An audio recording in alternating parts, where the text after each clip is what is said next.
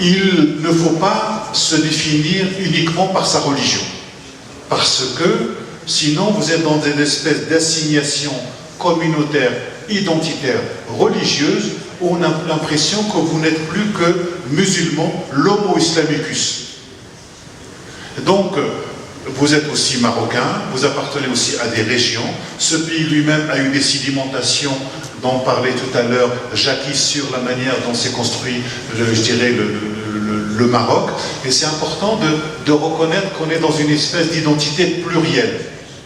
Si vous êtes ça, et ça, et ça, et ça, et ça, et demain vous serez encore ça et ça. Ce qui fait que l'identité, c'est toujours quelque chose qui est véritablement dynamique. Et que le véritable islam n'existe pas, sauf dans l'imaginaire des gens. C'est une fiction. Parce que chaque société produit sa manière de vivre l'islam. Et qu'il n'y a pas une meilleure manière qu'une autre. Ce que l'on peut dire, c'est que la meilleure manière, c'est est-ce que vous acceptez de faire de la place aux autres dans votre vie, dans votre manière de croire ou pas. C'est ça le critère.